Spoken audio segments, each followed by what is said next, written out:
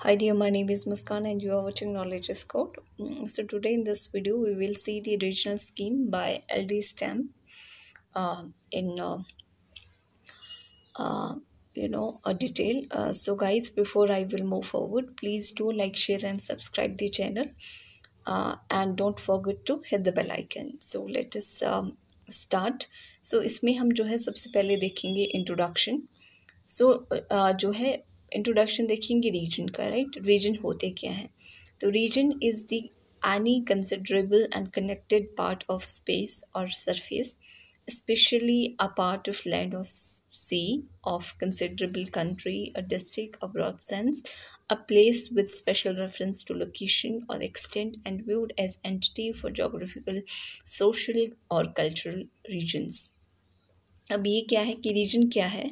कोई भी connected part, right, earth surface का, जैसे कि लैंड है, सी है, लैंड सी का कोई भी पार्ट, लाइक योर कंट्री हो सकता है, डिस्ट्रिक्ट हो सकता है, ब्रॉडर सेंस में कोई जगह हो सकती है जिसकी एक पर्टिकुलर लोकेशन हो, या फिर जोग्राफिकल एंटिटी हो, उसकी सोशल या कल्चरल जो चीज़ें हैं वहाँ पे हो, तो उसको रीजन कहेंगे. Right, N administrative sub division of a city, a territory और अ कंट्री. रीजन जो है वो एडमिनिस्ट्रेटिव रीजन भी हो सकते हैं, like your city can be a region, your territory or country.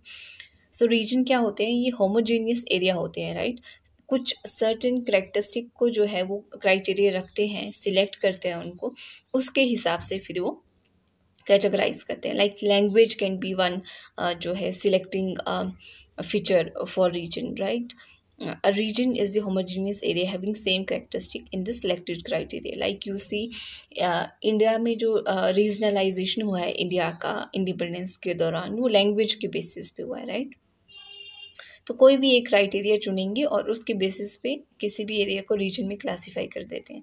तो रीजन के टाइप्स अब देखते हैं हम.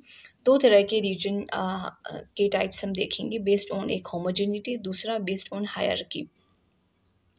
बेस्ड ऑन होमोजेनिटी पे हमारे पास दो है, एक है फॉर्मल रीजन, दूसरा है फंक्शनल रीजन. और बेस्ड ऑन हायरार्की पे हमारे पास नोडल है, एडहॉक है, रीजन है. और नोडल में एग्जाइल, मेट्रोपॉलिटन रीजन आते हैं, एडहॉक में ट्रांजिशनल जोन या फिर रिवर वैलीज आती हैं आपकी. So moving further type of region में बेस्ड ऑन हम जो है वो होमोजेनिटी देखेंगे पहले. तो इसमें फॉर्मल रीजन आते हैं पहले. फॉर्मल रीजन क्या होते हैं? ऐसे जोग्राफिकल एरिया जो कि जिनकी होमोजीनियस करेक्टर हो. राइट, वो एक जैसे हो. किस पे? सिलेक्टेड क्राइटेरिया पे. सिलेक्टेड क्राइटेरिया कुछ भी हो सकता है. देखिए, पहला है हमारे पास जैसे फिजिकल फॉर्मल रीजन. आप फिजिकल चीज़ों पे डिफाइन कर दोगे कि अच्छा, ये जो पार्ट है यहाँ पे जो है वो ये वाली जो है रिवर बहती है, तो इसको सतलुज रीजन बना दिया है ना. तो इस तरह से when the natural region are taken up as a formal region, they can be renamed physical formal region. जब फिजिकल फॉर्मल रीजन क्या होते हैं, जब जो है आपकी फॉर्मल रीजन, उनको जो है फिजिकल क्राइटेरिया के बेसिस पे डिफाइन किया जाए, रिवर के बेसिस पे, माउंटेन के बेसिस पे, बाउंड्री के बेसिस पे, सॉरी, तो उनको कहते हैं physical formal region. Then coming to economics formal region.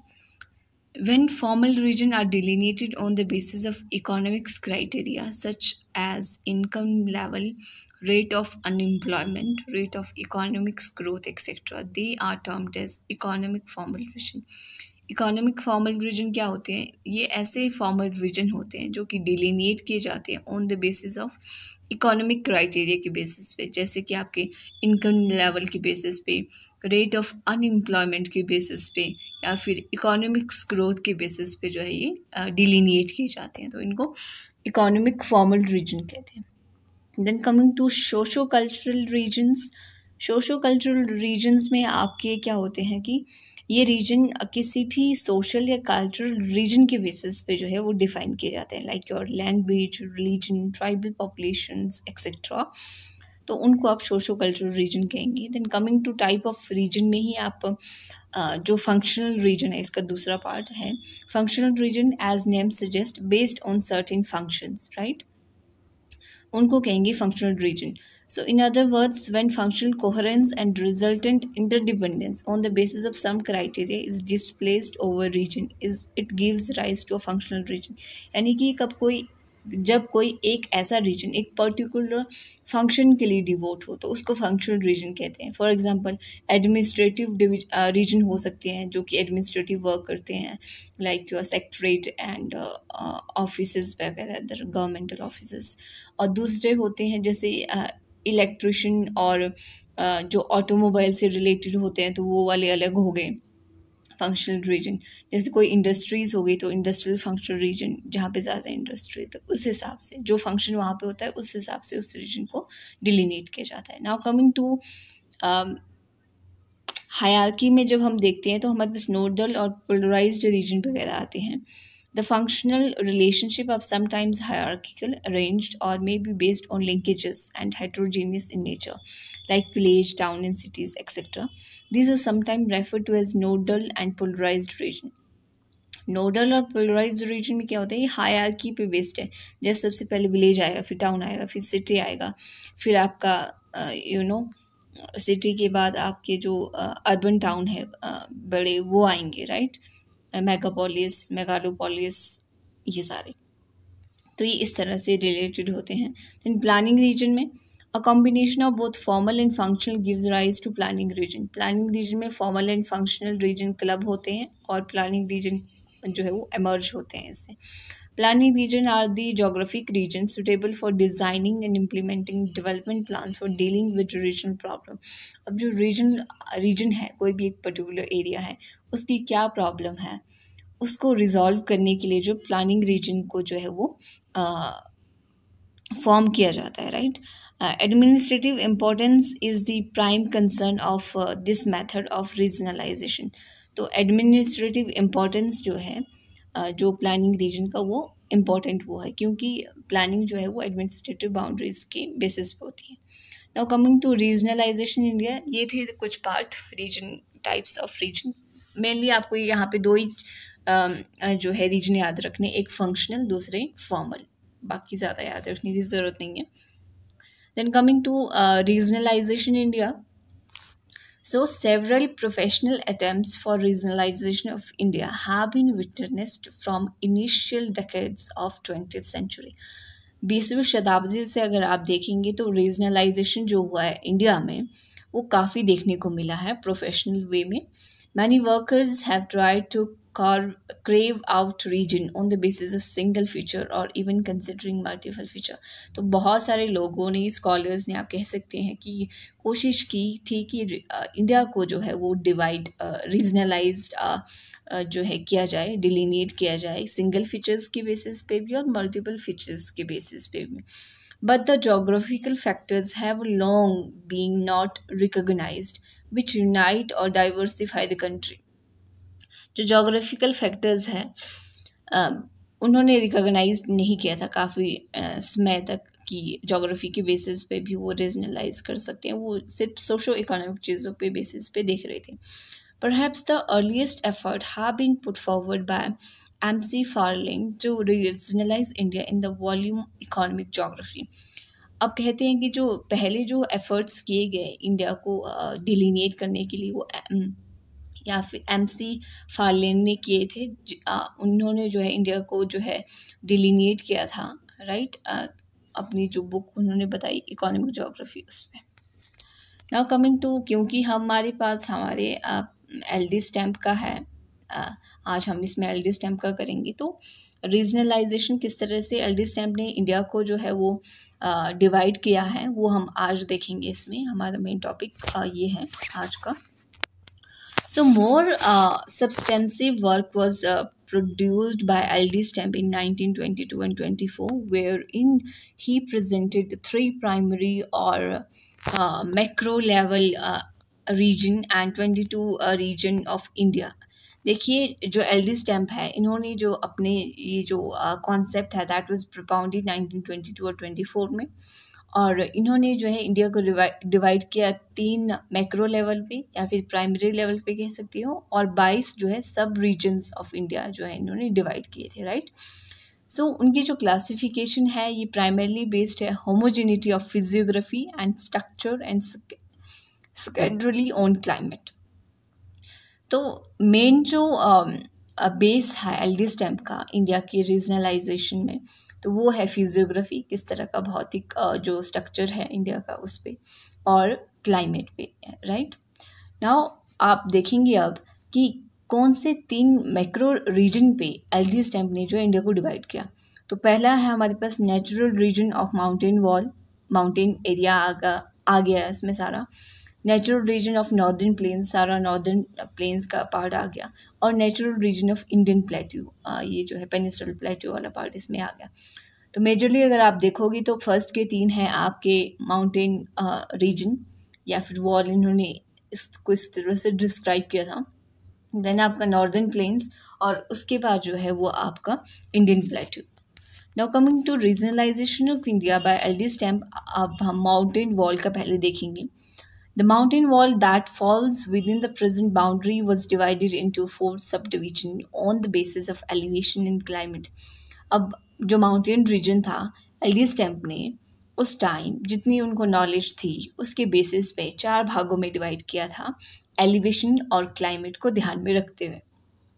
तो पहला डिवीजन हुआ ईस्टर्न हिल रीजन का और नॉर्थ ईस्टर्न हिल का, अरुणाचल प्रदेश, सिक्किम, भूटान, ये शिलोंग वाला पार्ट आ गया इसमें। The Himalaya region comprising of height above 1500 metre, 1500 से ऊपर वाले जो पार्ट है ये दूसरा रीजन। तीसरा सब हिमालयन रीजन जो कि कवर करता है foothills between plains and mountains as well as lower slope of the Himalayas, ये लो लाइंग एरिया जो है हिमालयस के वो वाले कवर करता है। देन तिब्बतन प्लेट्यू जो कि फॉल करता है जम्मू कश्मीर की बाउंड्रीज के बीच में, राइट। तो ये 4 भाग हैं। मैंने आपको जैसे कि पहले बताया एलडी स्टैम्प ने 3 प्राइमरी भागों में डिवाइड किया। अब उसमें से पहला हमने अभी जो है जस्ट देखा माउंटेन वॉल वाला, जिसमें उन्होंने जो है माउंटेन को 4 भागों में डिवाइड किया। ईस्टर्न वाला 1500 से ऊपर वाला, मिडल लो लाइंग एरिया, और फिर आपका तिब्बत प्लेट्यू वाला, राइट। तो ये 4 पार्ट थे माउंटेन रीजन के। Now coming to regionalisation of India में ही नॉर्दर्न प्लेन्स की जब हम बात करते हैं, आपको पता है जो नॉर्दर्न प्लेन्स है ये एक ट्रांजिशनल जोन है हिमालयाज़ के बीच में और आपके पेनिनसुलर इंडिया के बीच में, right. So northern plains has also been classified into 8 sub division. वो 4 डिवीजन में थे, ये 8 भागों में डिवाइड किया है। उसमें से 8 डिवीजन में से of which 5 lies within the present boundary of the country, wherein climatic variation formed the dominant basis for the subdivision. 5 भाग जो कि अभी के टाइम की बाउंड्री में लाई करते हैं कंट्री के, ये जो है इन्होंने क्लाइमेटिक वेरिएशन के बेसिस पे जो है उनको डिस्क्राइब किया। Although stamp recognize the difference between older alluvium region of the Punjab, Uttar Pradesh and the newer alluvium deposit of Delta, the subdivisions are. चलिए देखते हैं इनके सब डिवीजन। पहला है Punjab plains, Indo Gangetic plain west में Punjab planes, right. दूसरा है अपर Gangetic plain जहाँ की एनुअल रेनफॉल 100 सेंटीमीटर होती है, जो कि कंप्राइज करती है 2/3 east while state of UP. 2/3 का मतलब है 3 में से 2, राइट। 3 में से 2 जो है लोग आप ये कह सकते हो कि 3 में से जो है 2 पार्ट जो है वो आपके ये कवर करता है अपर गंगेटिक प्लेन उत्तर प्रदेश का। The middle Gangetic plain and intermediate region with a mixture of wet zone and dry zone crop. फिर आपका लोअर गैंग्स प्लेन और डेल्टा रीजन जो कि वेट रीजन है। न्यूअर एलुवियम आपको यहाँ पे मिलेगा, नदियाँ हमेशा न्यूअर जो एलुवियम है वो अपने साथ ले आती है, मतलब प्रोविंस ऑफ बंगाल। फिर आपका 5वां है the Brahmaputra valley, Assam valley region, heavy rainfall जहाँ पे होती है, लाइक। देन कमिंग, ये आपके जो थे अपर गंगेटिक प्लेन्स के जो है वो पार्ट थे, right. Now coming to regionalisation of India में इंडियन प्लेट्यू में, तो यहाँ पे मेनली जो नॉर्दर्न प्लेन्स है उसको जो है डिफरेंट जो है वो पार्ट में डिवाइड किया, जैसे इंडो गंगेटिक प्लेन्स हो गया वेस्ट में, राइट। फिर अपर गंगेटिक, मिडल गंगेटिक और लोअर गंगेटिक, ये तो आपको इजी है, और डेल्टा रीजन हो गया आपका साथ में, right. Now coming to regionalisation of India में इंडियन प्लेट्यू की बात करते हैं। सो इंडियन प्लेट्यू जो है term preferred by Stamp which is otherwise known as peninsular India. Indian plateau जो है वो स्टैम्प ने इसको प्रेफर किया, किस तरह से लिखी, अदरवाइज पेनिनसुलर इंडिया इसको कहा जाता है, एंड डेक्कन प्लेट्यू भी कहा जाता है। तो मैक्रो लेवल की जो रीजन है वो 10 सब डिवीजन है इसके, राइट। कोस्टल जो रीजन है अराउंड द प्लेट्यू प्रॉपर, ये पहला डिवीजन है इसका मैक्रो लेवल का, जिसमें कच्छ, काठियावाड़ एंड गुजरात कोस्ट आता है, forming a transition between dry in this valley and Thar desert on one hand and very humid coast on the other. Now coming to west coast of the region, जो कि आपके लाई करता है crest of western घाट और Arabian सी के बीच में, जहाँ पे नैरो कोस्टल प्लेन्स है, स्लोप है वेस्टर्न घाट से, राइट, वेस्ट कोस्ट रीजन। फिर कर्नाटका और तमिलनाडु रीजन है, जो कि आपको also refer to as east coast south भी इसको कहते हैं, encourage encompassing a broad coastal plain and inland hill track. Karnataka और तमिल रीजन है। फिर उसके बाद नॉर्दर्न सरकार रीजन है, जो कि उड़ीसा को इंक्लूड करता है, and it was referred as east coast north lying between eastern Ghat और बे ऑफ बंगाल के बीच में। फिर आपका डेक्कन प्लेट्यू है, राइट।